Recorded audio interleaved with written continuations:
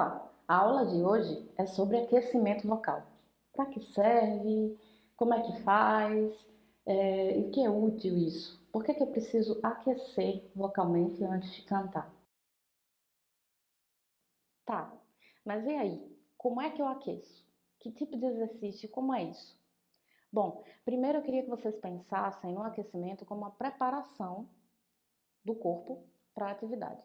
Da mesma forma que você alonga antes de fazer um exercício físico, o aquecimento vocal ele existe para que você alongue os músculos da laringe, os músculos do pescoço, o que está envolvido no seu processo de respiração. Todas as questões práticas envolvidas no ato de cantar, elas vão ser preparadas, alongadas, para você fazer sua prática. Agora, o que é mais importante saber? O exercício do aquecimento vocal, para ser eficaz, ele precisa ser direcionado. Ou seja, dependendo do tipo de cantor, eu vou fazer um aquecimento vocal aplicado. Agora, claro, existem aquecimentos que são padrão para todos os cantores, como é o exemplo do besourinho, o famoso besourinho, que é o exercício bilabial, esse aqui, ó. Esse daí praticamente é o beabá do aquecimento vocal para qualquer cantor. A gente geralmente começa com besourinho, começa com alongamento do corpo, alonga pescoço, faz alguns exercícios de respiração e depois começa com besourinho para então chegar na parte prática do exercício vocal. E essa sim é importante que ela seja direcionada para o que você vai utilizar quando você estiver cantando. Então, por que é importante aquecer? O aquecimento está diretamente ligado com a longevidade da sua voz. É um cuidado com a sua voz que você deve ter, porque você é um profissional da voz. O aquecimento vocal para cantores líricos, por exemplo, ele precisa considerar o tipo de peça que esse cantor está apresentando. É um cantor de ópera? É uma peça renascentista? Por quê? Porque essas peças elas vão exigir do cantor determinados comportamentos vocais que são extensivos, que custam ao aparelho vocal. Sempre lembrem do tamanho que as suas pregas vocais. É menor que 1 centímetro, é muito pequenininho. Então é uma estrutura muito delicada, ela requer muito cuidado. O aquecimento para o cantor lírico, normalmente, ele é de acordo com a classificação vocal. Por exemplo, um soprano vai fazer um aquecimento mais puxado na sua região de brilho, uma região mais aguda. Já uma contralto vai fazer um aquecimento mais voltado para uma região mais grave da voz feminina. Da mesma forma, a gente tem o tenor cantando o agudo e o baixo cantando o mais baixo. Existem também as vozes intermediárias, existem outras classificações aí dentro. Cada professor vai saber direcionar o aquecimento vocal próprio para o aluno. Se esse professor está, por exemplo, dando aula para uma turma, ele vai considerar toda a extensão vocal da turma e ele vai direcionando. A partir daqui só homens, a partir daqui só mulheres cantam e por aí vai. Então, o aquecimento vocal para um cantor lírico, ele tem, o que ele tem de específico? O que o cantor lírico tem de característica? Ele precisa de uma grande amplitude, ele precisa de uma grande potência, porque o canto lírico explora regiões da voz que atingem picos altos de frequência. O cantor ele canta com orquestra, canta com grupos e ele não usa microfonação. Então, tanto a capacidade pulmonar desse cantor quanto sua noção de projeção sonora é totalmente diferente da noção da projeção sonora de um cantor popular que canta com microfone. Uma coisa não invalida a outra, um exercício não vai exatamente prejudicar o outro. Mas é como eu falei antes, se o exercício for focado para o tipo de voz que você está desenvolvendo, ele vai ser muito mais eficaz. Já o aquecimento para o cantor popular, ele considera o quê? O cantor popular ele usa com muito mais frequência, com muito mais tempo de execução, os músculos envolvidos no processo da fala, né? O cantor popular, principalmente o cantor popular brasileiro, ele vai cantar primordialmente na sua região de fala. Então, quais são as características do cantor popular no aquecimento para esse cantor?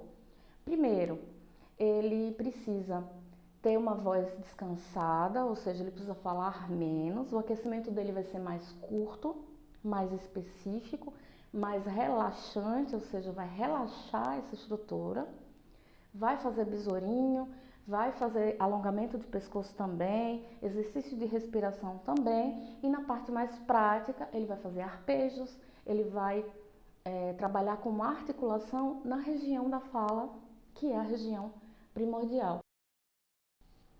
E agora a gente chega numa parte bem polêmica, o tão famoso e mal utilizado desaquecimento vocal.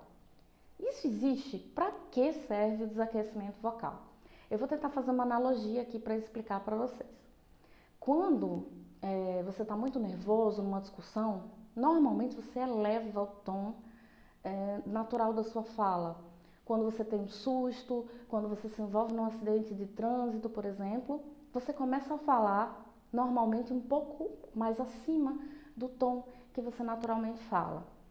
Isso acontece quando o cantor aquece, quando o cantor está ali trabalhando. Por exemplo, um cantor popular que ele está ali 3 horas cantando. Todo esse aparato vocal que está aqui, como eu mostrei, ele é móvel, né? Enquanto eu canto, ele tem movimentos tanto musculares aqui dentro, quanto ele também tem a capacidade de reduzir o tubo, aumentar o tubo e subir e descer. O que acontece? Quando eu estou super aquecida e eu estou no auge, toda essa estrutura vai ficar ligeiramente mais elevada. E isso exige muito mais da musculatura da minha voz. Então, eu acabei de cantar, fiz tudo certinho, aqueci, cantei, estava lindo. E aí acabou o show e todo mundo está falando comigo, família, amigo, e eu tô lá falando. Acabou ali, já sigo para um bar, para um restaurante, vou lá comemorar com os meus amigos o meu recital, o meu show. O que eu estou fazendo? Eu estou falando certamente em tom mais elevado do que o que normalmente eu falo, ou seja, eu estou desgastando um pouco mais a minha estrutura, que já passou às vezes 3 horas ali cansadas. Então, no fim, quando a gente chega em casa, que vai deitar, dá aquela sensação de peso na garganta. Por quê? Porque você não permitiu que a sua estrutura desaquecesse, rebaixasse e voltasse à naturalidade, você voltasse a falar de forma mais natural. Vamos lembrar e vamos pensar que o canto não é uma função, digamos, primordial de sobrevivência. A fala, ela está ligada diretamente à comunicação humana, ela também não, falar ou não falar, a pessoa não vai morrer porque perdeu a voz. Mas cantar é uma extensão da fala. Então, é uma especialização que não é natural. Quando a gente canta, a gente está gastando muito mais a nossa voz do que quando a gente está falando ou quando a gente só utiliza o que a voz se desenvolveu para fazer, que é a comunicação. Ou seja, cantar não é um ato natural. Por mais que você cante naturalmente, eu nasci cantando, cantar não é um ato natural. Então eu estou forçando, eu estou gastando, digamos assim, o meu aparato vocal. Para poder fazer um bom uso, para ter uma longevidade da voz, para manter a energia, a minha voz saudável e as minhas capacidades vocais, eu preciso cuidar bem. Então, o desaquecimento, ele é tão importante quanto o aquecimento. Tanto eu vou aquecer para trabalhar melhor, quanto eu vou desaquecer para poder preservar a minha voz. E aí, como é que eu desaqueço?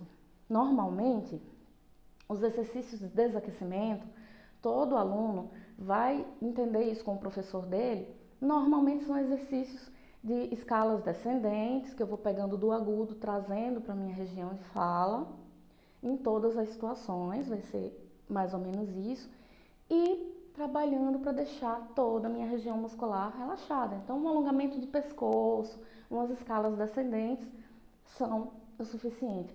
Não precisa de muito tempo para desaquecer minha voz. De 3 a 5 minutinhos já é mais que suficiente. 3 minutos está ótimo. Se eu tiver 3 minutos, sei lá, eu termino o show, gente, estou precisando ir aqui no banheiro. Vai no banheiro. Se você passar 3 minutos em silêncio, você já está fazendo alguma coisa legal, você já está preservando, já está ajudando o seu corpo a normalizar a função da fala e regularizar. Então você respira, Toma uma água, passa 3 minutos em silêncio. Se você tiver um tubo ressonador é muito bom, porque ele não faz barulho, então você pode ir no banheiro sem ficar com vergonha de alguém estar ouvindo você lá cantando, desaquecendo ou aquecendo. O tubo de ressonância é muito bom, mas na frente eu vou falar um pouco sobre ele. E então você vai ter formas, mas o mais importante é você lembrar disso e você ter esse cuidado de desaquecer a voz. Porque desaquecer é tão importante quanto aquecer.